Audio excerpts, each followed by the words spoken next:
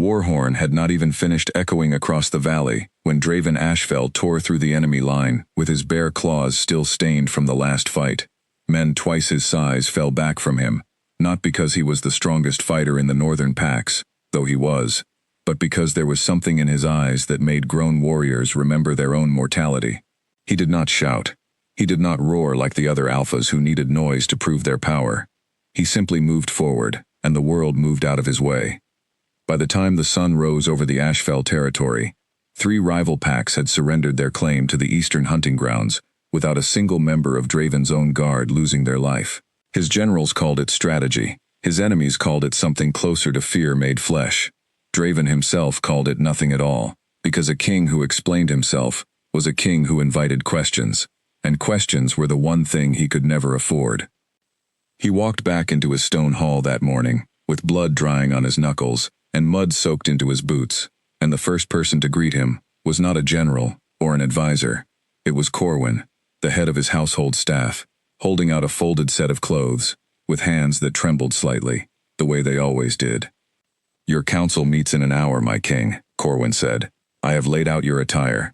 Draven grunted and disappeared behind the carved wooden screen that separated his sleeping chamber from the rest of the hall. He dressed quickly, the way he did everything, without a mirror, without a second thought, trusting the same silent arrangement that had existed between him and his staff for 11 years. He pulled on the tunic Corwin had chosen, fastened the belt, and stepped back out ready to face men who wanted him dead.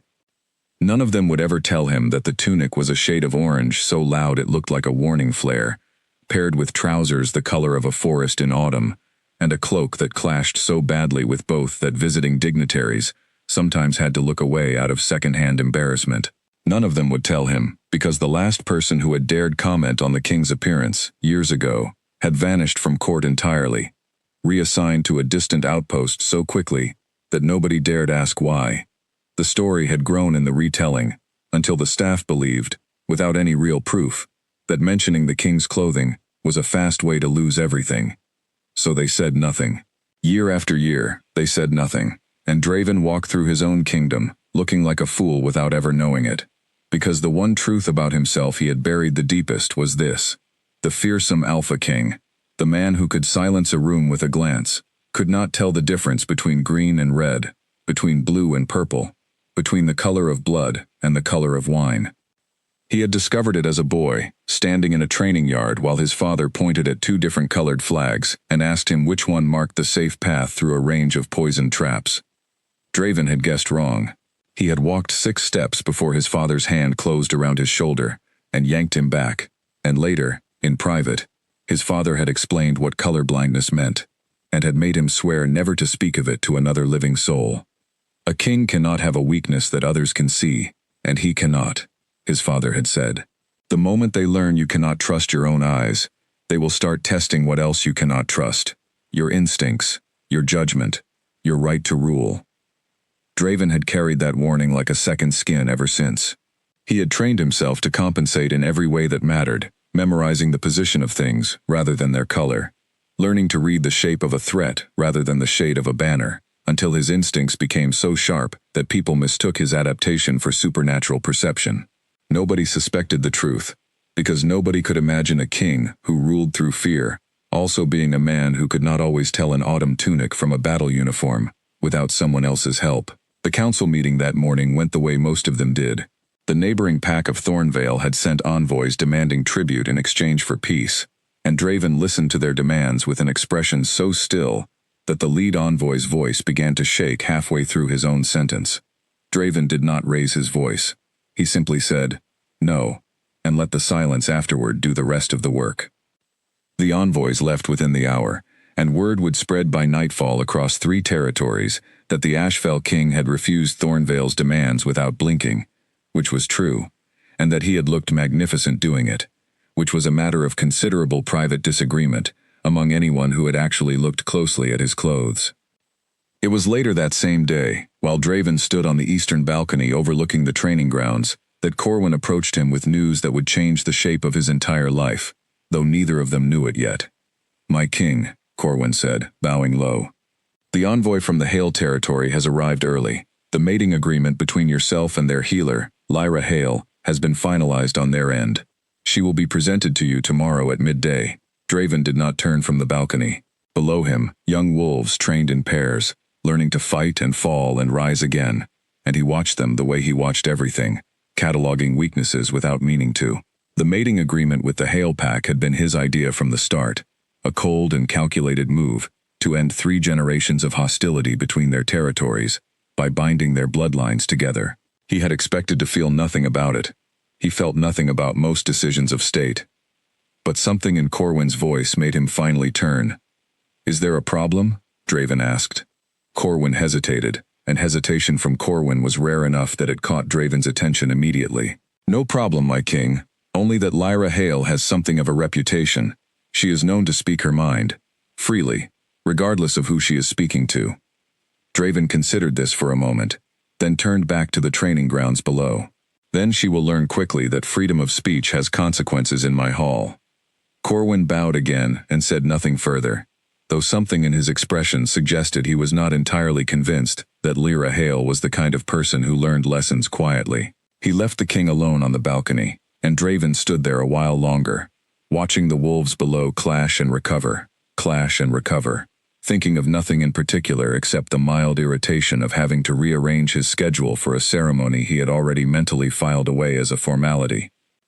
He had no way of knowing that the woman arriving the next day would be the first person in over a decade to look directly at him, and instead of flinching, laugh. That night, after the halls had gone quiet and the last of the guards had taken their posts, Draven sat alone in his private study, going through reports from the border territories by candlelight. He had long ago trained himself to read by the shape of letters, rather than any color contrast on the page, a habit so old it no longer felt like effort, simply like the way reading had always been for him. A knock came at his door, soft and hesitant. "Enter," he said. It was Corwin again, this time carrying a small wooden box. "My king, I wish to bring you the ceremonial cloak for tomorrow's presentation. I thought perhaps you would like to inspect it tonight, so that the morning is not rushed." Draven waved a hand without looking up from his reports. "Leave it. Whatever you have chosen will be fine." Corwin set the box down carefully on a side table, and for a moment he lingered, looking at his king with an expression that might have been guilt had anyone been paying close enough attention to notice it. Then he bowed and left, closing the door softly behind him. Inside the box was a cloak the exact shade of a rotting plum, meant to be paired the next day with a tunic the color of a dying ember, a combination so visually jarring that any noble with functioning color vision would have refused to wear it to a dog's burial, let alone a formal presentation before a future mate. Corwin had chosen it not out of malice, but out of the same accumulated cowardice that had built up in the palace for years, a slow erosion of honesty that nobody had ever intended to create, and nobody now knew how to undo. Draven finished his reports an hour later, blew out the candle, and went to bed without a single thought about what he would be wearing the next day, utterly unaware that somewhere across the border, in the Hale territory, a woman named Lyra was lying awake in her own bed, staring at the ceiling, dreading the morning for reasons entirely her own. Lyra Hale had never wanted to be anyone's mate, arranged or otherwise. She had spent the last 6 years building a reputation as the sharpest healer in her pack, the kind of woman who could set a shattered bone with her bare hands and argue with the pack elders in the same breath, refusing to back down even when her own father told her silence would serve her better. She had watched 2 of her closest friends enter arranged matings with cold, distant alphas from neighboring packs, and she had watched the light slowly leave their eyes over the following years, until the women she remembered laughing freely as girls became quiet shapes moving through unfamiliar halls, careful never to speak too loudly or want too much. She had sworn to herself she would not become the same. If she was going to be handed over to the Ashfell King, a man whose name alone made soldiers in her own pack go quiet with something close to dread, then she would go in with her spine straight and her mouth exactly as sharp as it had always been. Let him try to silence her. She had spent her whole life refusing to be silenced by men who thought their size or their title gave them the final word. She packed her own bag that night, refusing the help of the servants her father sent, folding her healing supplies carefully alongside the few dresses she owned, most of them practical rather than beautiful, chosen for a life of work rather than court display. Her mother came to her room, near midnight, sitting quietly on the edge of the bed while Lyra finished packing, "You do not have to be afraid," her mother said. "I am not afraid," Lyra answered, and meant it. "I am angry. There is a difference." Her mother smiled faintly, the kind of smile that carried both sympathy and warning in equal measure. Anger has kept women alive in bad marriages before now, but it has also gotten them killed. Be careful which battles you choose in that hall, Lyra. Not every fight is worth the cost. Lyra said nothing to that, because she did not yet know which battles waited for her, and some part of her, the part she would never admit to her mother, was almost curious to find out. The next morning came too quickly. Lyra rode across the border with a small escort. Her chin lifted the entire journey despite the tight knot sitting in her stomach, and by midday she stood at the edge of the great stone hall of the Ashfell territory, waiting to be presented to the man she would spend the rest of her life bound to. The doors opened. She stepped inside, and the first thing she saw, before she saw his face, before she registered the sheer size and presence of the man everyone feared, was the outfit he was wearing. A plum-colored cloak thrown over a tunic the color of a dying ember, a combination so aggressively wrong that for one full second her carefully composed expression cracked entirely, and she had to press her lips together hard to keep from laughing out loud in front of the entire assembled court. Nobody else in the room reacted at all. Every noble, every guard, every servant along the walls kept their faces perfectly still, as though the king's appearance were the most ordinary thing in the world, and Lyra understood in that instant, with the sharp instinct of a healer trained to notice what others missed, that something about this was very, very wrong, and that she had just walked into the middle of it without any idea what it meant. Draven, seated on his raised chair at the far end of the hall, watched the small woman approach him, with her chin lifted and her eyes bright with something that looked dangerously close to amusement, and he thought, with the first flicker of genuine interest he had felt in years, that perhaps Corwin's warning about her reputation had been entirely correct. Lyra crossed the length of the great hall with her escort trailing behind her, and every step she took felt heavier than the last, not from fear, though there was some of that too, but from the effort of holding back the laugh still pressing against the back of her throat. She had heard stories about King Draven Ashfell since she was a girl. Warriors from her own pack spoke his name the way children spoke of monsters under the bed, careful and hushed, as though saying it too loudly might summon something terrible. She had expected a man built entirely of menace, cold eyes and colder words, a presence that would make her want to shrink into the floor. She had not expected a man dressed like he had lost a fight with his own wardrobe.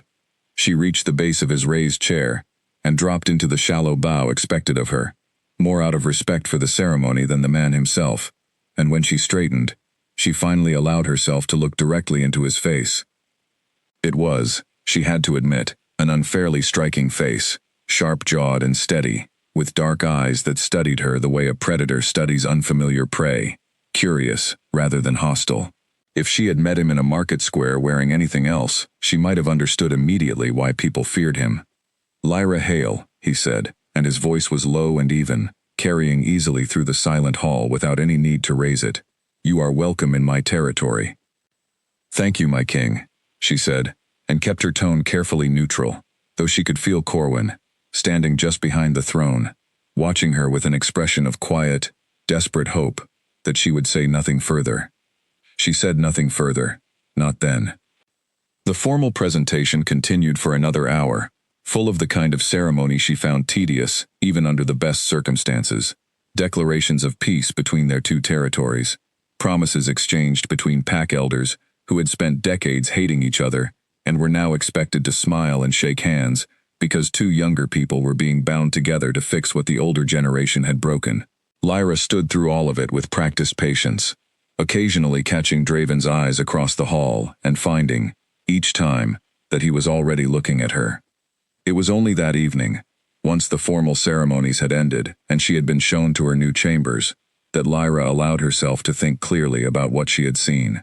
She sat on the edge of her new bed, in a room far grander than anything she had grown up in, and turned the memory over in her mind. The clothing had been wrong, not simply unfashionable, but wrong in a way that suggested no thought had gone into it at all, the kind of combination a child might choose while playing dress-up, thrown together without any sense of how the colors sat beside one another.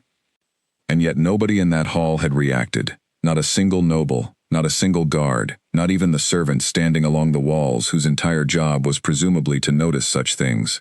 In a court full of people who lived and breathed appearances, who judged rank and power by the cut of a cloak and the quality of a hem, such a thing should have drawn whispers. It should have drawn something. It had drawn nothing at all, and that silence told Lyra more than any words could have. She spent the next several days settling into her new role, with the same careful attention she had once given to setting broken bones, observing before acting, watching before speaking.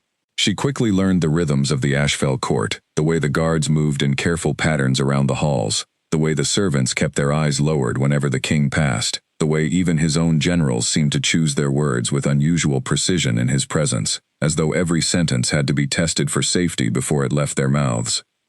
She also noticed, because she could not help but notice, that every single day, Draven appeared in some new combination of colors that made her wince internally. One morning it was a deep burgundy tunic, paired with trousers so bright they seemed to argue with each other. Another day, it was a cloak, the color of wet moss, thrown over a shirt, the shade of a ripe peach. Each time, the court reacted with the same practiced blindness, and each time, Lyra found herself biting the inside of her cheek to keep her expression neutral.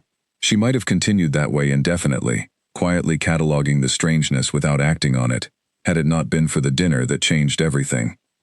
It was held 6 days after her arrival, a formal gathering meant to celebrate the strengthening bond between the Ashfell and Hale territories, attended by nobles and advisors from both packs, seated at a long stone table beneath high windows that let in the last orange light of evening. Lyra sat at Draven's right side, as was proper for his intended mate, dressed in the simplest gown she owned, dark green and unadorned, chosen deliberately because she had no interest in competing with the court's endless appetite for spectacle. She was midway through a conversation with an elderly advisor from her own pack, discussing the healing herbs native to the eastern hills, when the doors at the far end of the hall opened, and Draven entered late, having been delayed by a border dispute that required his immediate attention. He crossed the room toward his seat, and Lyra, glancing up out of habit, felt her breath catch in her throat. He was wearing an orange tunic, bright enough to be seen from across a battlefield, paired with a green cloak so vivid it looked almost luminous in the dying evening light, the two colors clashing so violently against one another that for one full, unguarded second, Lyra's composure simply broke apart. She laughed. Not a polite chuckle covered quickly by a cough, but a genuine startled laugh that carried clearly across the suddenly silent hall. Every head turned toward her. The elderly advisor beside her went pale, as though she had just signed her own death warrant. Somewhere near the far wall, Corwin made a small strangled sound and pressed a hand briefly to his forehead. Draven stopped walking entirely, halfway to his seat, and turned to look directly at Lyra with an expression she could not quite read, something between confusion and genuine curiosity, utterly without the anger the rest of the room seemed to be bracing for. Lyra pressed her hand quickly over her mouth, mortified at herself, but the damage was already done. The silence stretched long enough to become its own kind of unbearable pressure, until finally Draven spoke, his voice carrying easily across the hushed hall. "Something amuses you," he said. It was not quite a question, and not quite an accusation, delivered in the same flat, even tone he used for everything, though there was something underneath it that Lyra could not place. She lowered her hand slowly, aware of every eye in the room fixed on her, aware that whatever she said next would likely define the rest of her time in this hall. She thought of her mother's warning, "Choose your battles carefully," and she thought of 6 years spent refusing to let fear decide her words for her, and in the end, she chose honesty, because she had never learned any other way to speak. "Forgive me, my king," she said, and her voice came out steadier than she expected. "I did not mean to laugh, it simply caught me by surprise." "What caught you by surprise?" Draven asked, taking his seat now, his eyes still fixed on her with that same unreadable expression. The entire table held its breath. Lyra glanced once at Corwin, who was staring at her with an expression of pure, silent pleading, clearly begging her without words to abandon whatever she was about to say. She looked back at Draven instead. "Nothing of importance," she said finally, choosing the coward's path after all, though it cost her something to do it. "A private thought, unrelated to the evening. I apologize for the disruption." Draven studied her for a long moment, long enough that the tension in the hall grew almost unbearable, and then, to the visible relief of everyone present, he simply nodded once and reached for the goblet in front of him, allowing the conversation around the table to slowly, carefully resume. The dinner continued for another 2 hours, full of careful diplomatic small talk, and through all of it, Lyra remained acutely aware of Draven's occasional glances in her direction, thoughtful rather than hostile, as though he were turning some private puzzle over in his mind. She could not stop thinking about the moment either, replaying it over and over, the flash of genuine confusion in his eyes, when the whole room had gone rigid with fear, as though he had not understood what threat his own presence carried, or perhaps had understood it so completely that he had simply stopped noticing it long ago.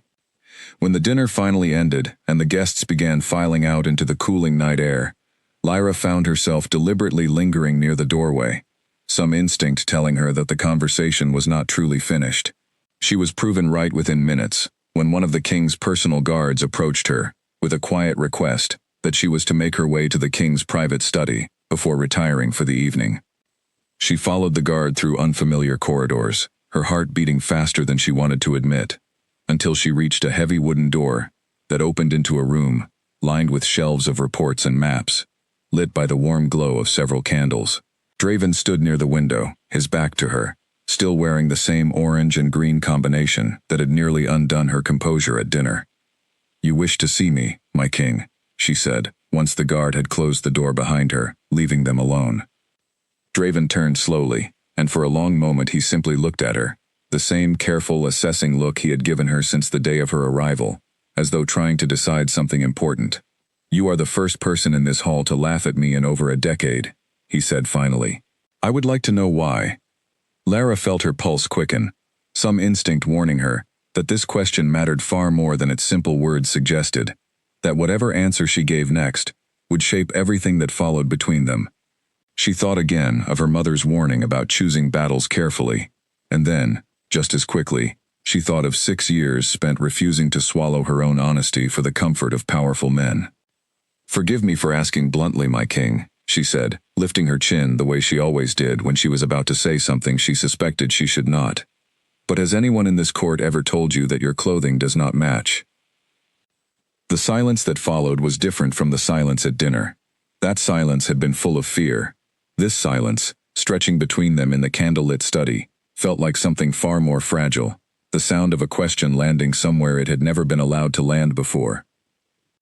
Draven did not answer immediately, and in the space of that pause, Lyra watched something shift behind his eyes, some old, carefully guarded wall, trembling under a pressure it had never had to withstand. Draven set down the papers he had been holding, and for the first time since Lyra had arrived in his territory, she watched the composed mask he wore in front of the entire world begin to slip, just slightly, just enough for her to glimpse something underneath it that looked almost human. "Say that again," he said quietly. Lyra's heart pounded, but she did not retreat from her own words, because retreating now would only make the moment worse. "Your clothing, my king, it does not match. Today it is orange against green, colors that fight each other rather than complement one another. Yesterday it was a shade of burgundy, paired with trousers so bright they seemed to argue with the rest of your outfit. I have watched you dress this way every single day since my arrival, and not once has a single person in this hall said a word about it." "And you find this amusing," Draven said, his voice still even, though something underneath it had grown tighter. "I found it surprising," Lyra corrected. Amusement was only the first reaction. "What troubles me more is the silence around it. A court like this one, full of nobles who judge everything by appearance, should have noticed such a thing within days. Instead, nobody has said a word, not your generals, not your advisors, not even your own household staff. That kind of silence does not happen by accident. It happens because people are afraid." Draven turned away from her, moving toward the window, and Lyra watched the tension gather in his shoulders, a stillness that reminded her uncomfortably of the moment before a wolf decided whether to attack or retreat. She held her ground anyway, because she had come too far into this conversation to abandon it now. "You assume a great deal for someone who has known me 6 days, he said finally. "I assume very little," Lyra answered.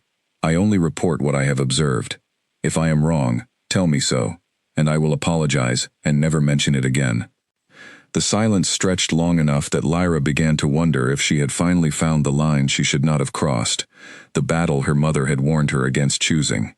Then Draven spoke again, so quietly she almost did not hear him. "I cannot see color the way you do," he said. "Not properly. Not the differences that matter to everyone else. Green and red look nearly identical to me. Blue and purple blur into one another. I learned to compensate years ago, to read shapes and positions rather than colors, but clothing has never mattered enough for me to build that same discipline around it. I trust the people who dress me. I have trusted them for 11 years. Lyra felt something shift in her chest, a mixture of surprise and something gentler she had not expected to feel toward this man. "And in 11 years, none of them have told you the truth about what they choose." "I did not know there was a truth to tell," Draven said, turning back to face her, and for the first time, she saw something raw in his expression, something that looked almost like the fear she had been warned to expect from everyone else in this hall, except it was coming from the one person she had assumed was incapable of feeling it. "You have been walking through your own court dressed like a fool for years," she said gently, "and no one has ever cared enough, or dared enough, to tell you." Draven's jaw tightened. A king who cannot trust his own eyes invites people to question everything else about him. "My father taught me that lesson when I was a boy, and I have never forgotten it. If my court learned that I could not tell one color from another, they would begin to wonder what else I could not perceive correctly. My judgment, my instincts, my right to rule it all. Or," Lyra said carefully, "they would learn that their king is a man, the same as any other, with one particular limitation among many strengths, and they would respect him more, for trusting them enough to admit it, rather than less." "You cannot know that," Draven said. "No," Lyra admitted, "but I know what fear does to people over time. I have watched friends of mine enter matings with alphas who ruled through fear alone, and I have watched the light go out of their eyes slowly, year after year, until nothing was left but obedience. Fear builds walls, my king. It does not build loyalty. If your entire court is too afraid to tell you that you have been dressed like a fool for over a decade, I wonder what else they are too afraid to tell you. And I wonder what that silence has already cost you, without your ever knowing it." Draven said nothing for a long moment, and Lyra let the silence sit between them, rather than filling it, sensing that whatever he needed to say next would come only if she gave him the space to find it. "You are the first person to say any of this to my face," he said finally. "I imagine I am the first person brave enough, or foolish enough," Lyra said, allowing a small, careful smile to soften her words. "Depending on how this conversation ends." Something flickered across Draven's face that might, in a different man, have been the beginning of a smile of his own. "It will not end badly for you," he said. "You have my word." Lyra studied him for a long moment, weighing the promise against everything she had heard about him before arriving, and found, to her own quiet surprise, that she believed him. "Then may I ask you something else?" she said. Draven nodded once. "How do you dress each morning, if you cannot trust your own eyes to choose?" "Corwin lays out my clothing," Draven said. "I have never questioned his choices. I assumed, if I thought of it at all, that whatever he chose would be acceptable, since no one ever objected." "No one ever objected because no one dared," Lyra said.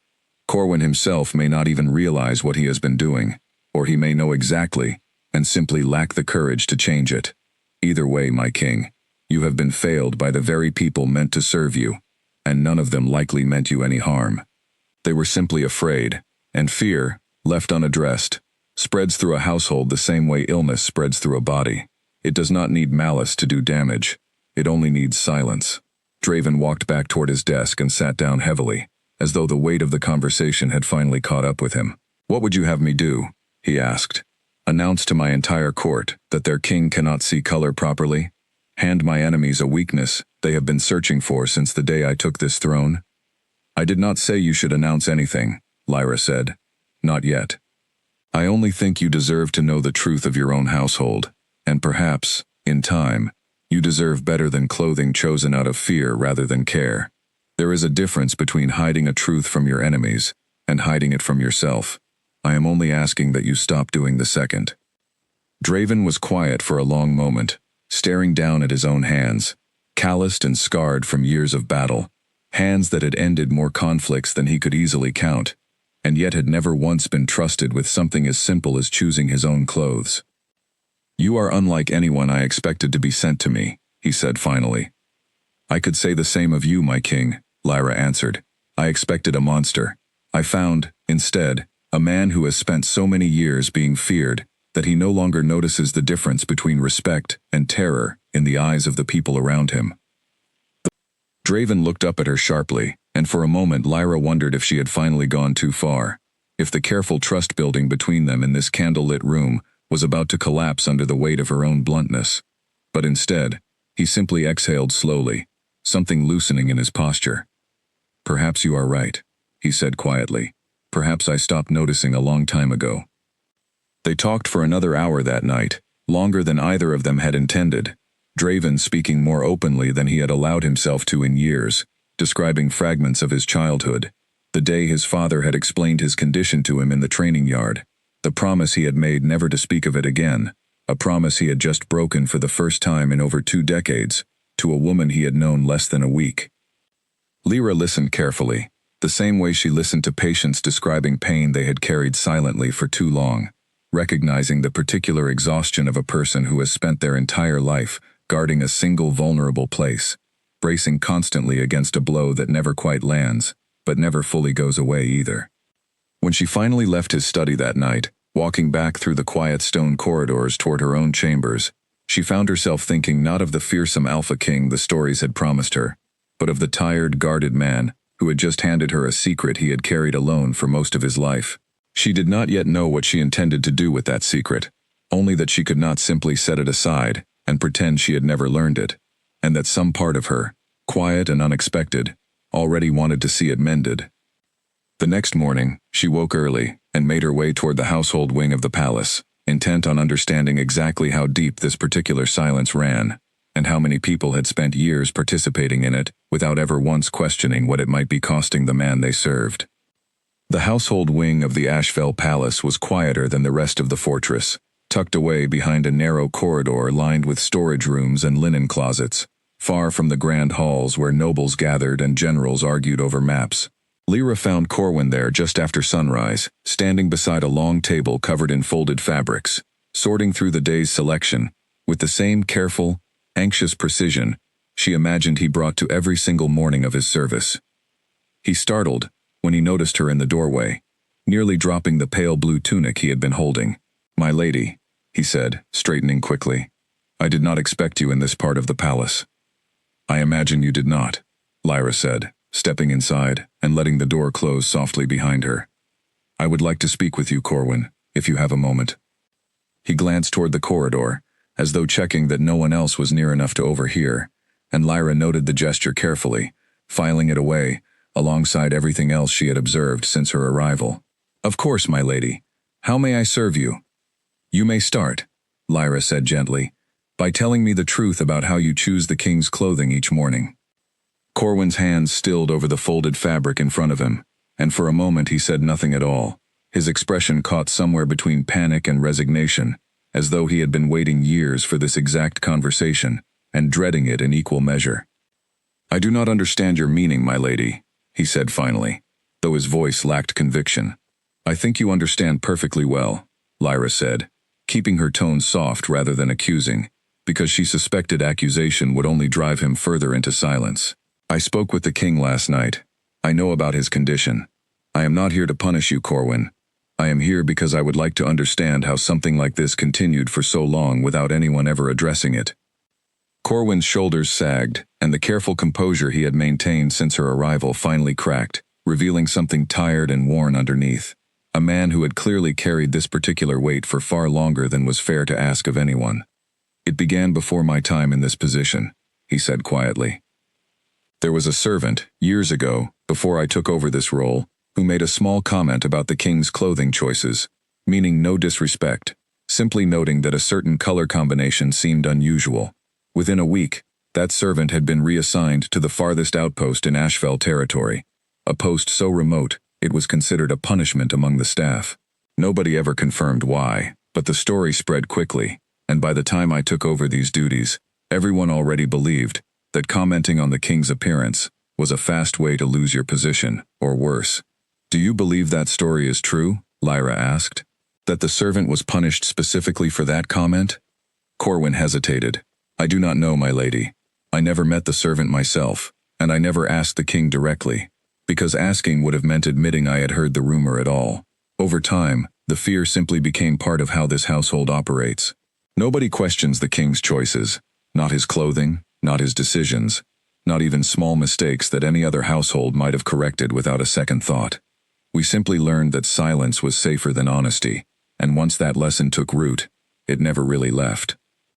Lyra sat down slowly on a low wooden stool near the table, absorbing what she had just heard, and feeling a familiar frustration rise in her chest, the same frustration she felt whenever she treated a wound that had been left untended for far too long, made worse, not by any single terrible act, but by years of accumulated neglect. "Do you realize," she said carefully, "that the king himself had no idea this was happening? He believed his clothing was simply chosen with care, the same as any other detail of his household. He did not know he has been walking through his own court, dressed like a source of quiet amusement for over a decade." Corwin's face went pale. "I did not intend cruelty, my lady. I promise you that. I chose combinations I believed were safe, colors I had seen paired together elsewhere, never realizing how poorly they matched to eyes that see the world the way most people do. I did not know the full extent of his condition. I only knew he sometimes asked me to describe colors rather than name them himself, and I learned over time not to draw attention to the pattern." "I believe you did not intend cruelty," Lyra said, and meant it. "But intention and impact are not always the same thing. A wound does not care whether it was caused on purpose. It only cares whether it is treated or left to fester." Corwin lowered his eyes, and Lyra could see the genuine shame settling over him, heavier than any punishment she could have delivered herself. "What would you have me do, my lady? I fear correcting this suddenly will only draw more attention to something the king clearly wished kept private." Lyra considered this carefully, because he had raised a fair point, one she had already been turning over in her own mind since the previous night. "I do not think we should correct it suddenly, or publicly," she said. "I think we should correct it quietly, between the three of us, in a way that gives the king the tools to make these choices himself, without needing to rely on fear or silence from anyone else." Corwin looked up at her, something like cautious hope flickering across his tired features. "You have a plan, my lady." "I have the beginning of one," Lyra said. "But it will require your help, Corwin. And it will require you to finally say the things you have been too afraid to say for years. Not to punish you for the past, only to build something better for what comes next." Corwin nodded slowly, and for the first time since she had entered the room, some of the tension eased from his shoulders, as though simply being asked to help, rather than being blamed, had lifted a weight he had carried far longer than he ever admitted to himself.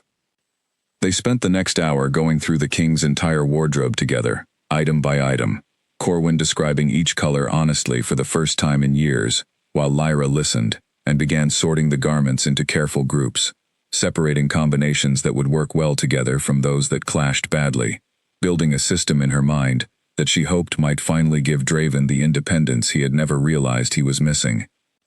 As they worked, Corwin shared more of what he had observed over the years, small details that painted a fuller picture of a household shaped entirely by fear rather than honesty.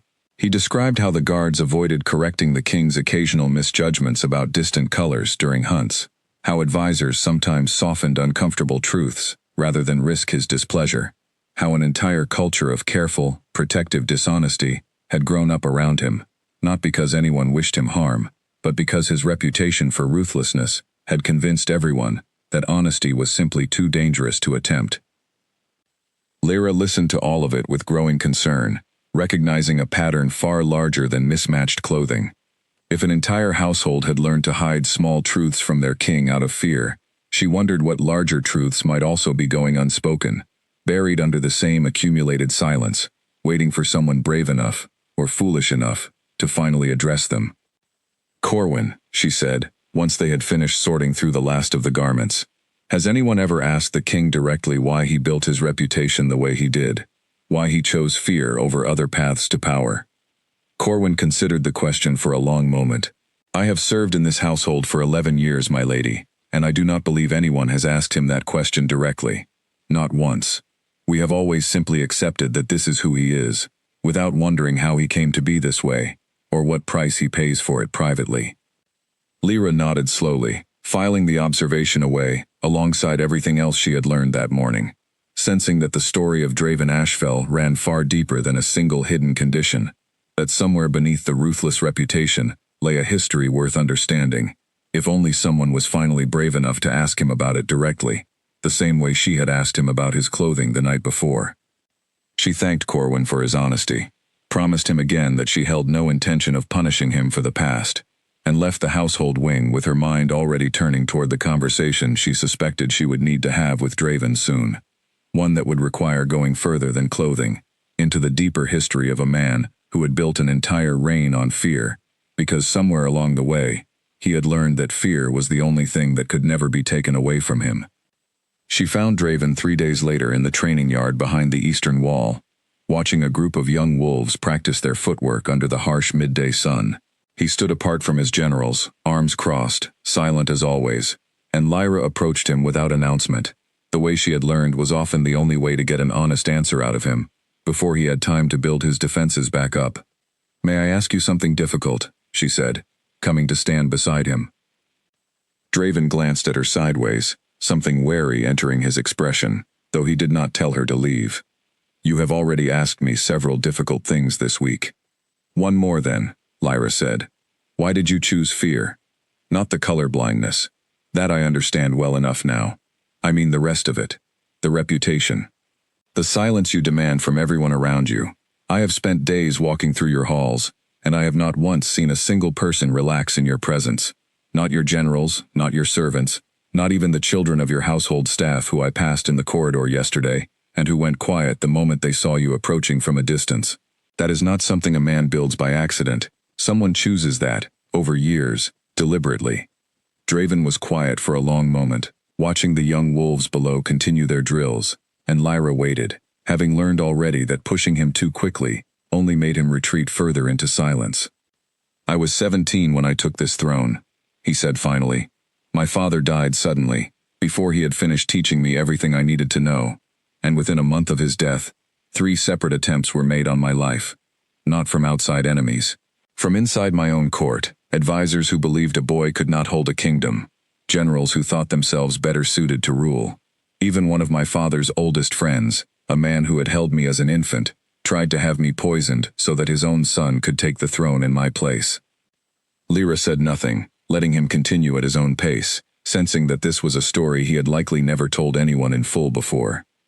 "I survived all 3 attempts," Draven went on, "though not without cost. I lost people I trusted. I learned, very quickly, that kindness invited testing, that warmth was read as weakness, and that the only thing which reliably kept ambitious men from testing my throne was fear. So I built it. Deliberately. The way you said. I made myself into something no one wanted to test twice. It worked. No one has attempted to move against me in over a decade, but I did not realize, until you arrived, how much that fear had also isolated me from the smallest, most ordinary truths of my own household. I did not realize a man could win every battle for his throne, and still lose something quieter along the way." "I am sorry," Lyra said quietly, and she meant it fully, feeling something in her chest soften further toward this man who had spent so many years protecting himself from every threat, except the slow, creeping cost of being universally feared. "Do not be sorry," Draven said. "I chose this path with open eyes. I do not regret keeping my throne, or keeping myself alive to hold it. I only find myself wondering, since your arrival, whether there might have been another way to survive, that did not require quite so much distance from everyone around me." Lyra considered this carefully before answering. "I do not think fear and connection are always opposites, my king. I think you can be a leader men respect deeply, even one they find intimidating in battle, without demanding that every person in your household live in constant quiet dread of your presence. Fear kept you alive when you were 17 and surrounded by enemies, but you are not 17 anymore, and the enemies who tried to kill you are long since dealt with. Perhaps it is worth asking whether the fear that once saved your life has now simply become a habit that no longer serves you, one that costs you far more than it protects." Draven turned to look at her fully then, something thoughtful and unguarded in his expression that she had not seen from him before. "You speak as though you have already begun changing something." "I have begun with your wardrobe," Lyra admitted, allowing a small smile. "Corwin and I spent an entire morning sorting through your clothing, separating the combinations that work from the ones that clash badly. I intend to build you a simple system, small marks or labels that only you and I need understand, so that you can dress with confidence each morning, without needing to trust anyone else's silence. It is a small thing, my king, but I believe small, honest things, done consistently, are how larger trust gets rebuilt." Something shifted in Draven's expression at that, something that looked almost like relief, as though the idea of a small, private solution, one that required no grand public confession, no risky admission before his entire court, finally gave him a path forward that did not feel like surrendering the throne he had fought so hard to secure. "I would accept that," he said quietly, "if you are willing to build it." "I am already building it," Lyra said. "I only needed your permission to finish." They stood together in comfortable silence for a while after that, watching the young wolves below continue their training, and Lyra found herself thinking, not for the first time that week, that the stories told about Draven Ashfell across 3 territories had gotten something fundamentally wrong. He was not simply a monster built entirely of menace. He was a man who had survived an impossible situation as a boy, and had built the only kind of armor he knew how to build, never quite realizing, until a sharp-tongued healer arrived from a rival pack and laughed at his terrible clothing. That armor, worn long enough, eventually grows into the skin beneath it, and becomes far harder to remove than it ever was to put on. That evening, Lyra returned to her chambers and began the work she had promised, cutting small strips of soft leather and marking each one with a simple system of raised stitches, different patterns for different colors, something Draven could feel with his fingers in the low light of early morning without needing to ask anyone else for help. She spent hours matching the markers to his existing wardrobe, testing combinations against the descriptions Corwin had given her, discarding anything that risked clashing, and setting aside careful pairings that would serve him well for every occasion, from formal council meetings to quiet evenings in his private study. It was slow, careful work, the same patience she brought to setting a badly broken bone, understanding that rushing the process risked doing more harm than good. She thought, as she worked late into the night with candlelight flickering across her work table, that this was perhaps the strangest task she had ever taken on as a healer, mending not a wound of the body, but a quieter injury, one built from years of silence and fear, rather than any single blow, and she found, somewhat to her own surprise, that she wanted very much to see it properly healed. She did not yet know that her quiet work in the household wing had already been noticed by eyes far less friendly than Corwin's, nor that the very system she was building to free Draven from his dependence on frightened servants would soon become the exact weapon his rivals within the court needed to try to tear them both down. The leather markers worked better than either Lyra or Corwin had dared to hope. Within 2 weeks, Draven had learned to run his fingers along the inside seam of any garment and feel the small raised pattern stitched there, a private code understood by only 3 people in the entire fortress, translating instantly in his mind into a color he had never needed to guess at again. He began dressing himself each morning without waiting for Corwin's assistance, choosing combinations with a growing, quiet confidence that surprised even him, and for the first time in over a decade, he stepped into his own halls each day without a single doubt about how he appeared to the people around him. The change did not go unnoticed, though most of the court assumed it was simply a natural improvement in his taste, never suspecting the truth behind it. Nobles who had spent years carefully avoiding any comment on the king's appearance now found themselves genuinely admiring his choices, murmuring approvingly about a deep blue cloak paired elegantly with silver trim, or a rich burgundy tunic that suited him far better than anything he had worn before. Draven accepted the compliments with the same even composure he brought to everything, though Lyra noticed, whenever she caught his eye across a crowded hall, the faint flicker of private amusement he allowed only her to see. Their relationship deepened in those weeks, in ways neither of them had expected from an arrangement built entirely on political necessity. Lyra found herself seeking him out in quiet moments, not out of obligation, but because she had genuinely come to enjoy the surprising dryness of his humor, once he allowed himself to show it, and the careful, considered way he listened whenever she spoke about her work as a healer, asking questions that revealed a mind far more curious and thoughtful than his public reputation ever suggested. Draven, in turn, began seeking her out as well, arriving unannounced in the small healing chamber she had claimed for her own work, sitting quietly in the corner while she treated minor injuries among the household staff, watching her hands move with the same steady precision she brought to everything she did. He rarely spoke during these visits, but his presence alone told her something important, that he had begun to trust her not simply as a political mate, but as someone whose company he genuinely sought out, a rare thing for a man who had spent so many years keeping everyone else at careful distance. One evening, several weeks into her time at the Ashfell court, Lyra found him in his study late at night, surrounded by reports as always, and instead of leaving him to his work, she settled into the chair across from his desk and simply stayed, reading quietly from a book of healing texts she had brought from her own territory, comfortable in his silence, rather than needing to fill it with conversation. Draven glanced up at her occasionally, something soft settling behind his eyes each time, and neither of them commented on how natural the moment felt, how far removed it was from the cold political arrangement that had first brought them together. It was during one of these quiet evenings that Draven finally asked her something she had not expected. "Why did you agree to this mating?" he said, setting down the report he had been reading. "You could have refused. Your father would have found another way to secure peace between our territories, even if it cost him something politically. Why accept a match with a man your entire pack feared?" Lyra considered the question carefully before answering, because it deserved an honest answer, rather than a diplomatic one. "I did not agree easily," she admitted. "I spent the night before my arrival, dreading everything I thought I understood about you.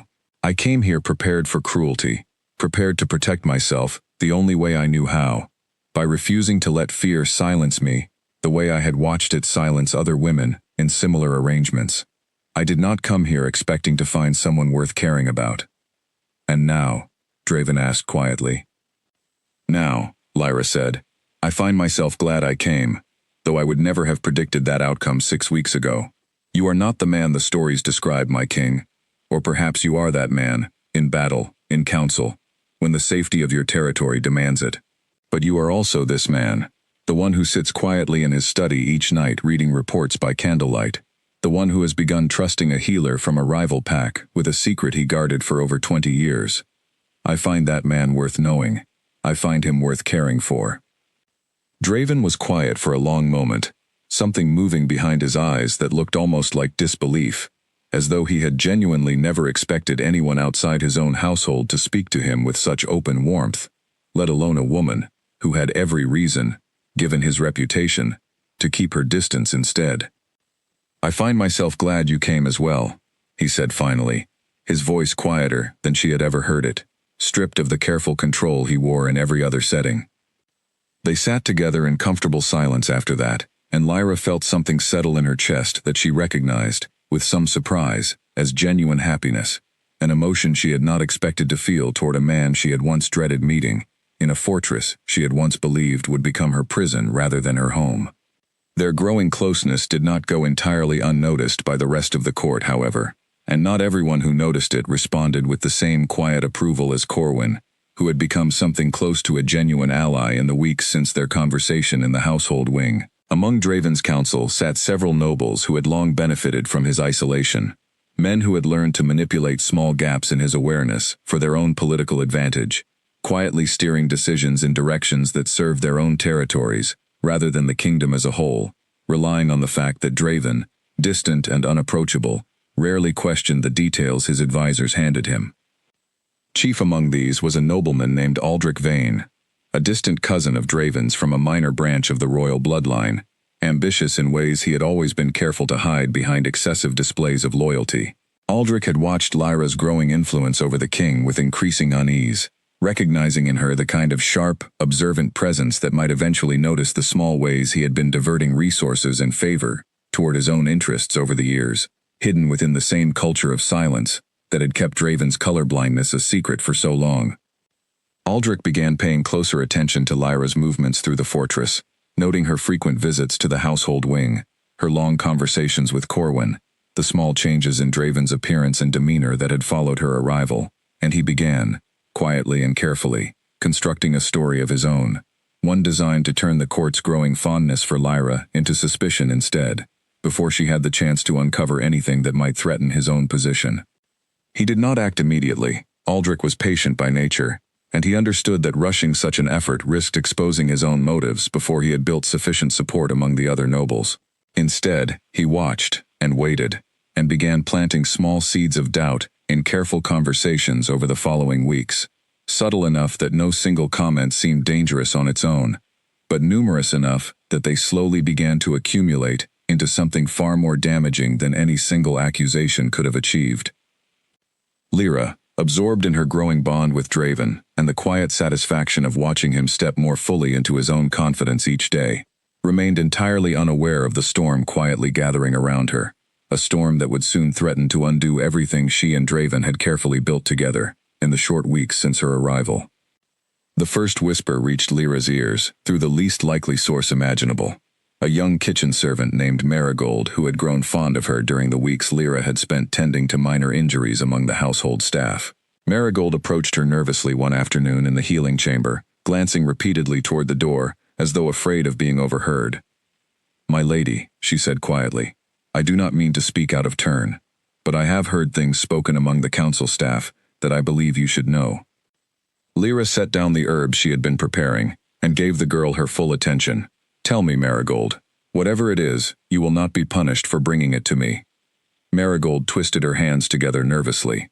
"There is talk, my lady, among some of the nobles, that you have been using your position to gain unusual influence over the king, that you have convinced him to distrust his own household staff, that you spend private hours with Corwin planning things kept secret even from his generals.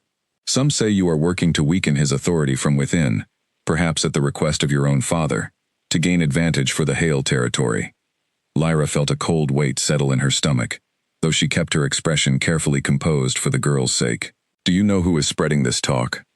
"I could not say for certain, my lady," Marigold admitted, "but I have heard Lord Aldrich's name mentioned more than once in these conversations, always carefully, always in ways that avoid direct accusation, but present all the same."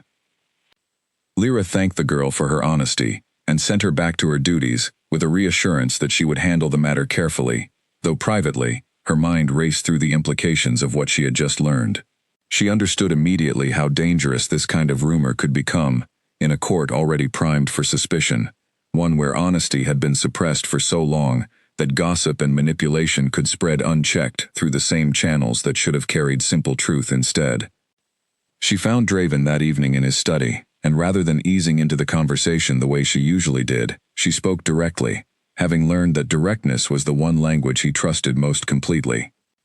"There is a rumor spreading through your court," she said, "that I have been working to undermine your authority. Some believe I am acting on behalf of my father, gathering information to weaken the Ashfell territory from within." Draven's expression darkened immediately, though not, Lyra was relieved to see, in her direction. "Who is spreading this?" he said, his voice gone flat and cold in a way she had not heard since her arrival. "I do not have proof," Lyra said carefully, "but a servant mentioned Lord Aldrich's name in connection with the talk." Draven was quiet for a long moment, and Lyra watched something calculating settle behind his eyes, the same sharp, strategic mind that had won him every battle for his throne, now turning its full attention toward this new threat. "Aldrich has grown too comfortable in his position over the years," he said finally. "I have suspected for some time that certain resources have been diverted through channels that benefit his own territory more than they should. I had no proof, only instinct, and I chose not to act on instinct alone, against a member of my own bloodline. Perhaps that was a mistake." "What will you do?" Lyra asked. "Nothing rash," Draven said. "Rumors like this thrive on rash reactions. If I move against Aldrich publicly, without clear proof, it will look exactly like the kind of overreach he is trying to suggest. A king so influenced by his mate that he punishes loyal nobles on her word alone. We must be more careful than that." Lyra nodded slowly, appreciating the strategic clarity in his response, even as worry continued to gnaw at her. "Then what do you suggest?" "Patience," Draven said, "and proof. I will have my own people look more closely into Aldrich's dealings, quietly, without drawing attention to the effort. In the meantime, you must continue exactly as you have been, without giving him the satisfaction of seeing you retreat or grow defensive. Rumors lose their power quickly when the person they target refuses to act as though they carry any weight." Lyra found his advice sound, though it did little to ease the anxious knot that had settled in her stomach since her conversation with Marigold.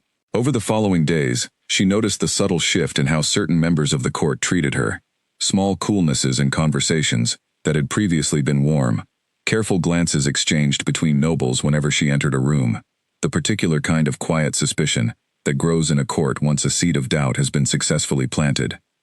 Aldrich himself remained outwardly courteous toward her, offering polite greetings whenever their paths crossed, and Lyra found his composure more unsettling than open hostility would have been, sensing the careful calculation behind his pleasant exterior, the same kind of controlled patience she imagined a predator might show while waiting for exactly the right moment to strike.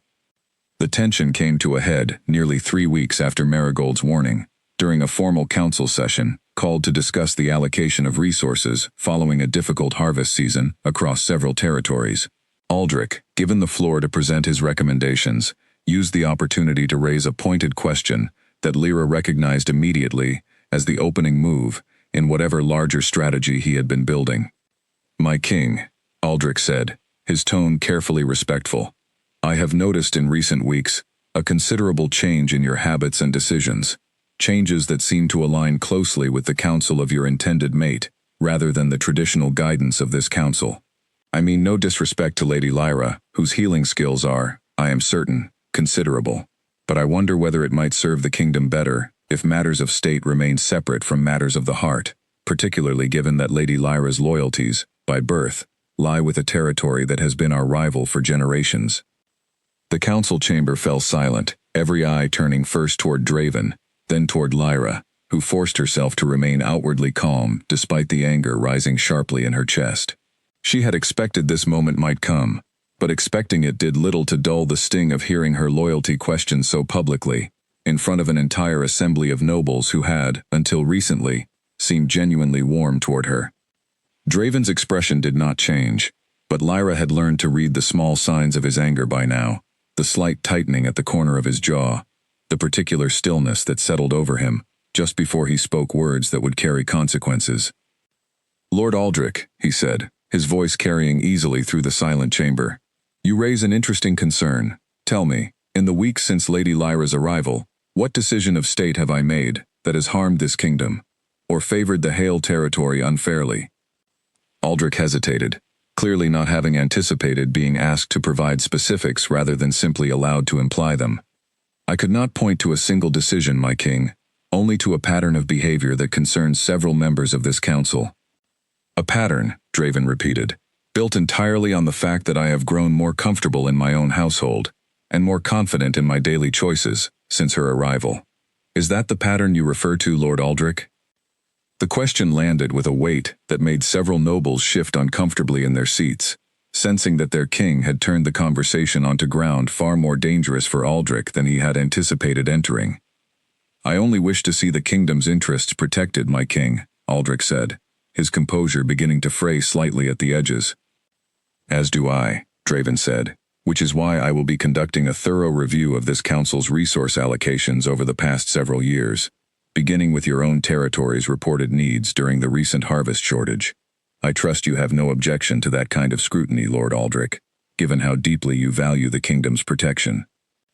The color drained visibly from Aldrich's face, and Lyra, watching the exchange with her heart still pounding from the public accusation she had just endured, felt a flicker of something close to admiration for the way Draven had turned the confrontation back onto the very man who had started it, without ever once needing to raise his voice or lose his composure. The council session ended shortly afterward, and as the nobles filed out of the chamber, Lyra caught Aldrich's eye briefly across the room, and what she saw there was not defeat, but something colder and more calculating, the look of a man who had lost this particular exchange, but had not yet abandoned whatever larger plan he had been building, and Lyra understood, with a sinking certainty, that this confrontation had been only the opening move in a conflict that was far from finished. The review Draven ordered into Aldrich's resource allocations took nearly 2 weeks to complete, conducted quietly by a small team of trusted accountants who reported directly to him rather than through the usual council channels. During that time, Lyra noticed Aldrich growing increasingly desperate in his efforts to shore up support among the other nobles, hosting private dinners and quiet conversations, designed to build alliances before the review's findings could be made public. She also noticed, with growing unease, that Aldrich had shifted his strategy, moving away from questioning her loyalty directly and toward a more dangerous approach entirely, one aimed not at her, but at the very secret she had worked so carefully to help Draven manage. She learned of this shift through Corwin, who arrived at her chambers late one evening with an expression of genuine alarm. "My lady," he said, "I overheard something in the servants' hall this afternoon that I believe you must know immediately. Lord Aldrich has been asking questions, careful questions, about changes in the king's wardrobe, about the small markings sewn into certain garments.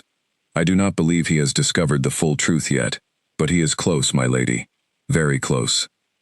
Lyra felt a cold dread settle over her, understanding immediately the danger such knowledge would represent in Aldrich's hands.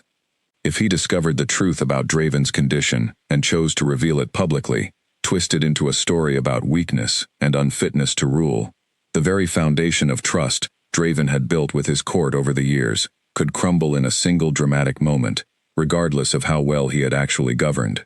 "We must warn him," Lyra said, already moving toward the door.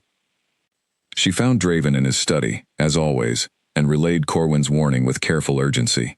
Draven listened in silence, his expression growing harder with each word, and when she finished, he sat back in his chair with the particular stillness she had learned to associate with his most dangerous calculations. "He means to use it against me before the council," Draven said, "to paint my trust in you as evidence of some deeper weakness, using my condition as proof that I can no longer be trusted to rule clearly." "That is my fear as well," Lyra said. "What do you intend to do?" Draven was quiet for a long moment, and Lyra watched him weigh options she suspected had never occurred to him before her arrival, options that did not rely simply on fear and force to resolve the threat in front of him. "I do not know yet," he admitted finally. "My instinct is to move against him before he can act, to remove the threat entirely, the way I have removed every other threat to my throne. But I suspect, given everything you have taught me these past weeks, that such an approach would only prove his point, rather than disprove it. A king who silences every uncomfortable truth through force is exactly the kind of ruler you have spent weeks trying to help me stop being." Lyra felt a surge of genuine respect for him in that moment, recognizing how difficult it must be for a man who had survived his entire reign through decisive force to consider a different path now, particularly when the threat in front of him touched the very secret he had guarded his whole life. "There may be another way," she said slowly, an idea forming as she spoke. "What if, instead of hiding from this truth, or crushing the man who threatens to expose it, you simply took the choice away from him entirely, by speaking it yourself, on your own terms, before he ever has the chance?" Draven's expression sharpened with interest, though caution remained clear in his eyes. "You are suggesting I tell my council, openly, about my condition?"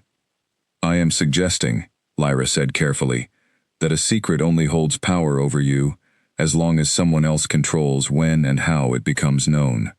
If you choose the moment yourself, if you frame it not as a confession forced out of you, but as a simple truth you have decided your court deserves to know, Aldrich loses his weapon entirely. There is nothing left for him to expose. And more than that, my king, I believe your people would respect you more for the honesty than they ever have for the fear." Draven was silent for a long time, staring into the candlelight, and Lyra could see the old warning his father had given him as a boy warring against everything she had shown him these past weeks, the accumulated evidence that honesty, chosen deliberately rather than forced, might build something far stronger than the fear he had relied on for over a decade. "It is a considerable risk," he said finally. "It is," Lyra agreed, "but I do not believe hiding any longer is truly safe either. Not with Aldrich already circling closer to the truth. You can wait for him to expose you on his terms, twist it into whatever story serves his ambitions best, or you can take that power away from him by choosing your own terms first. I know which path I believe will serve you better, my king, but the choice is yours alone to make." Draven did not answer her that night, retreating instead into a silence that lasted for days, and Lyra respected his need for that space, understanding that this decision touched something far deeper than politics, a wound he had carried and protected since he was a boy standing in a training yard, being told that his weakness must never be seen. She continued her ordinary duties during those tense days, tending to the household staff, working alongside Corwin on small refinements to the system they had built together, and doing her best to project calm confidence, despite the storm she could feel gathering steadily around them. She noticed Aldrich watching her more closely than ever during this period, his patience clearly wearing thin, and she suspected he sensed, correctly, that time was running short before whatever plan he had been building would need to be set into motion. The confirmation came sooner than either she or Draven had expected. 4 days after their conversation in his study, word reached them that Aldrich had called for an emergency session of the full council, citing concerns about the king's fitness to continue ruling without interference. Concerns he intended to raise before the assembled nobility of not just the Ashfell territory, but representatives from several allied pacts as well. Guests who had been invited under the pretense of a diplomatic gathering that Aldrich had clearly arranged weeks in advance as cover for his true intentions.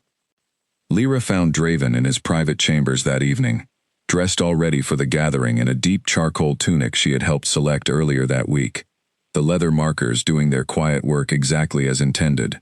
He looked, she thought, every bit the composed and formidable king his reputation promised, and yet she could see, in the careful stillness of his shoulders, that he understood exactly what waited for him in that council chamber, and that the choice before him could no longer be delayed. "Have you decided?" she asked quietly. Draven turned to face her, and something had settled in his expression since their last conversation, a resolve that had not been fully present before. "I have," he said. "I will not wait for Aldrich to choose the moment for me. Whatever happens tonight, I intend to walk into that hall having already decided who I am, rather than allowing him the satisfaction of deciding it for me." Lyra reached out and took his hand, a gesture she had never initiated before between them, and felt him grip her fingers firmly in return. "Then I will stand beside you," she said, "whatever comes of it." Together, they walked toward the great hall, where the assembled council, along with representatives from 3 allied territories, waited to witness whatever confrontation Aldrich had spent weeks carefully preparing. Neither of them entirely certain how the night would end, but both of them finally certain of the choice they intended to make. The great hall was fuller than Lyra had ever seen it, every bench along the stone walls occupied by nobles from the Ashfell territory, alongside representatives from 3 neighboring pacts, all of them drawn by the promise of witnessing something significant, though most had no idea what that something actually was. Draven walked to his raised chair with the same measured, steady stride he brought to every formal occasion, and Lyra took her place beside him, aware of the weight of every eye in the hall settling upon them both. Aldrich stood near the center of the room, flanked by 2 nobles who had clearly agreed to support his position, and Lyra recognized in his posture the careful confidence of a man who believed he had already won, that whatever he intended to say tonight would land with enough force to reshape the entire balance of power in this hall. "My king," Aldrich began, once the assembly had settled into silence, "I have called this gathering with a heavy heart, believing that certain matters affecting the fitness of your rule can no longer go unaddressed in private. I have observed, along with several members of this council, a troubling pattern of dependence that has grown between yourself and Lady Lyra since her arrival, a dependence that I believe stems from a hidden vulnerability you have kept concealed from this court for years." A murmur rippled through the assembled nobles, and Lyra felt her pulse quicken, though she kept her expression carefully neutral, exactly as she and Draven had discussed. "Speak plainly, Lord Aldrich," Draven said, his voice cutting cleanly through the murmuring hall. "If you have an accusation to make it clearly, rather than dressing it in careful implication." Aldrich hesitated only briefly, before pressing forward, clearly having rehearsed this exact moment many times. "I believe, my king, that you suffer from an inability to properly perceive color, a condition that has left you dependent on those around you for even the simplest daily decisions, and that Lady Lyra has used this vulnerability to gain unprecedented influence over matters that should remain the domain of this council alone." The silence that followed was absolute, the kind of silence that seemed to press against the very stones of the hall, every noble present holding their breath to see how their king would respond to an accusation that, if true, struck at the very heart of everything his reputation had been built upon. Draven rose slowly from his chair, and Lyra watched him take a long, measured breath before he spoke, the same stillness settling over him that had once terrified armies twice the size of his own guard. "Lord Aldrich speaks the truth," Draven said, and the words landed across the silent hall like a physical blow, gasps rippling audibly through the assembled crowd. I have been unable to distinguish certain colors from one another since I was a boy, a condition my father discovered and warned me never to reveal, believing it would be read as weakness by anyone seeking to challenge my throne. Aldrich's expression flickered with something close to triumph, clearly believing this admission would be the end of it, the confirmation he needed to turn the assembled nobility against their king. But Draven was not finished. For over 20 years, he continued, his voice growing stronger rather than weaker, I hid this truth, believing, as my father taught me, that any vulnerability visible to my enemies was a vulnerability that would be exploited. I built a reign on fear instead, believing fear could never be turned against me the way honesty might. I was wrong. He turned slightly, his gaze sweeping across the assembled nobles, holding each of their eyes in turn with the same unwavering steadiness that had won him every battle he had ever fought. What Lord Aldrich intended as an exposure, I offer to you now as truth, freely given, rather than forced. Yes, I cannot see colors the way most of you do. It has never once affected my judgment in battle, in council, or in the defense of this territory, because I learned long ago to compensate in every way that matters. What it did affect, I have only recently come to understand, was the honesty of the household around me, servants and advisors so afraid of my reputation that they hid even the smallest truths rather than risk correcting me. That fear, cultivated over years by my own choices, cost me more than any single weakness ever could. He paused, letting the words settle over the silent hall before continuing. Lady Lyra did not exploit a vulnerability, Lord Aldrich. She found one, hidden by years of silence, and she helped me address it honestly, quietly, without ever once undermining a single decision of state.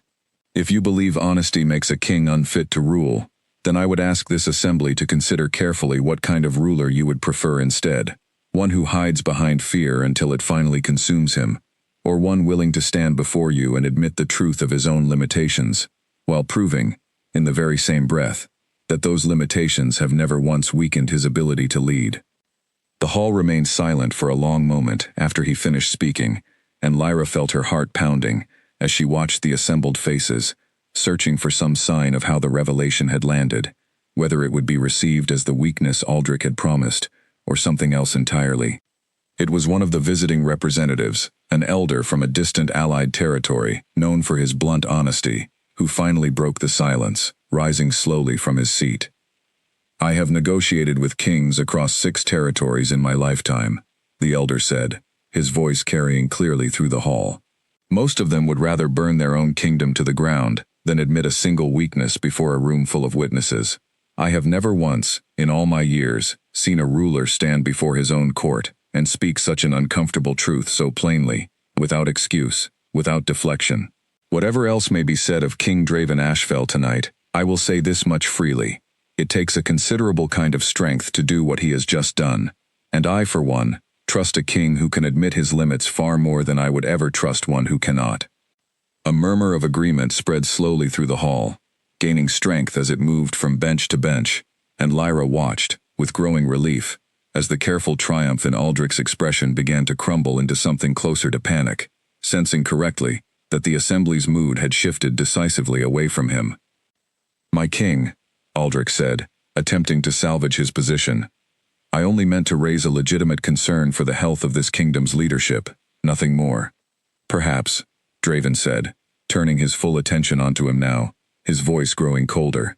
Or perhaps, Lord Aldrich, you saw an opportunity to weaken my position, for reasons that have nothing to do with the kingdom's health, and everything to do with the resources your own territory has been quietly diverting from the shared treasury for the past several years. Resources my review has already confirmed, you cannot properly account for. Aldrich's face went pale, and the murmur through the hall shifted again, this time turning sharply against him, as the true shape of his ambitions became suddenly, undeniably clear to everyone present. You will answer for that separately, before this same council, in 3 days' time, Draven said, his voice carrying the full weight of his authority once more.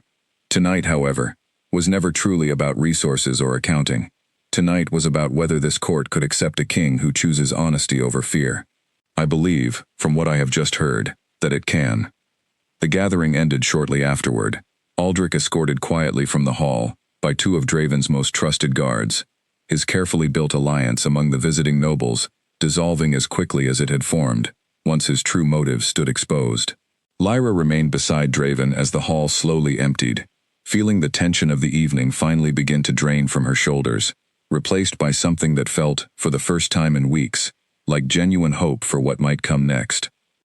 The weeks that followed brought changes to the Ashfeld territory that Lyra could not have predicted when she first walked through its gates, dreading the future ahead of her. Aldrich's formal review before the council 3 days later confirmed everything Draven's investigation had already uncovered. Years of diverted resources hidden behind careful paperwork and quiet favors, traded among a small circle of allies. He was stripped of his position and his lands, exiled to a distant holding far from the center of Ashfeld power. And though some among the court had expected Draven to demand a harsher punishment given the personal nature of the betrayal, he chose instead a measured justice, proportional to the crime rather than driven by anger, a choice that only deepened the growing respect the court had begun to hold for him since the night of his public admission. The change in the household itself came more gradually, but no less powerfully.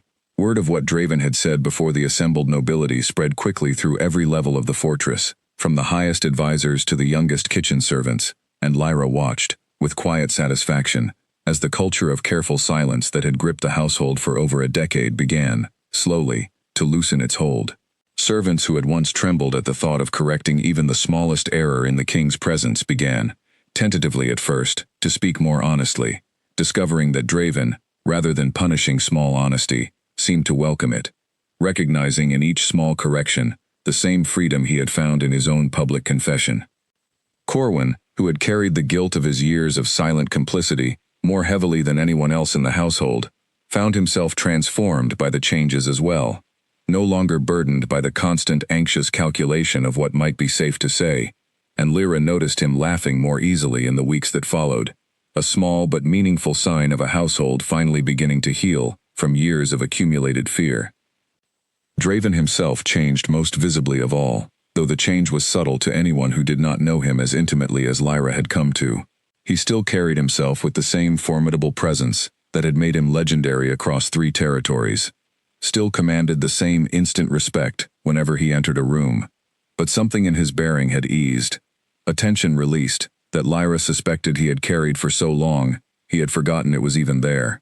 He laughed more freely in her company, asked more questions of his advisors rather than simply issuing commands, and began, in small ways, to rebuild the kind of trust with his own court that fear alone had never truly been able to provide. One evening, several months after the confrontation in the Great Hall, Lyra found him in his study, dressed in a deep forest green tunic, paired elegantly with a charcoal cloak, a combination she recognized immediately as one she had helped select weeks earlier, using the leather markers they had built together. He looked up as she entered, and something in his expression, warm and unguarded in a way she had never seen from him during their first difficult weeks together, made her chest tighten with an emotion she had stopped trying to name weeks ago, recognizing it now simply as love, quiet and steady, built not on the sudden intensity of romance, but on the slow accumulation of honesty, trust, and genuine care. "You look well tonight," she said, settling into the chair across from his desk, the same chair she had claimed for herself so many evenings since her arrival.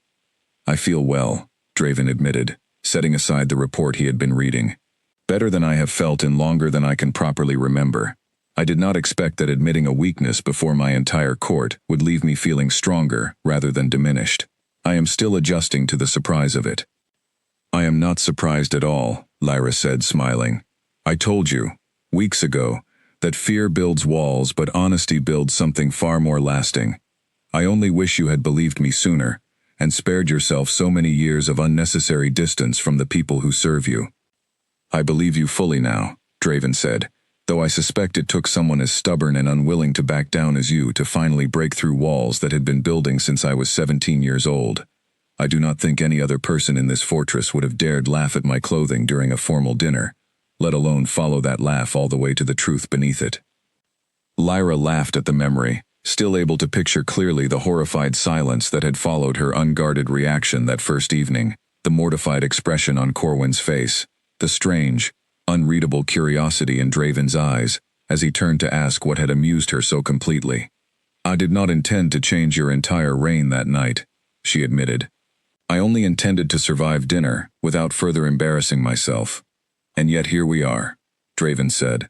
"Months later, with Aldrich exiled, my household finally speaking honestly for the first time in over a decade, and a wardrobe that no longer makes visiting dignitaries wince when I enter a room." "That last part," Lyra said, grinning, "may be my proudest achievement of all." Draven's answering smile, rare and genuine, was the same one she had grown to treasure more than any formal declaration of affection he could have offered her. A private expression reserved only for her, evidence of exactly how far they had traveled together since that first tense meeting in the Great Hall. Later that evening, as they walked together along the eastern balcony, overlooking the training grounds where Draven had first learned that his territory's future rested with her arrival, Lyra found herself reflecting on everything the past months had taught her. She had come to this fortress expecting a monster, and had found instead a man who had spent years protecting a wound so carefully hidden that even he had forgotten how deeply it had shaped him. She had come prepared to defend herself against cruelty, and had found instead a partnership built slowly and honestly, forged not through grand romantic gestures, but through the patient work of small daily trust, a system of leather markers, honest conversations held late into the night, and the courage, finally found together, to stand before an entire court and choose truth over fear. The Ashfell territory, in the months that followed, became known across the northern Pax not simply for the strength of its king in battle, though that reputation remained fully intact, but increasingly for the unusual warmth that had begun spreading through its halls, a household where honesty was welcomed rather than punished, where servants spoke freely without fear of consequence, and where a king once known only for his ruthlessness had proven, in the moment that mattered most, that true strength required no fear at all, only the willingness to be seen fully, flaws and all, by the people who depended on him. Draven Ashfell ruled for many more years after that night in the Great Hall, remembered by history, not simply as the ruthless Alpha King his early reign had promised, but as the leader who had taught his entire territory that honesty, chosen freely, rather than forced by circumstance, built a stronger foundation than fear ever could. And beside him, through every year that followed, stood Lyra, the sharp-tongued healer who had once laughed at his terrible clothing across a silent formal hall, who had seen past the fearsome reputation to the tired, guarded man underneath, and who had never once, from that very first unguarded laugh, been afraid to tell him the truth.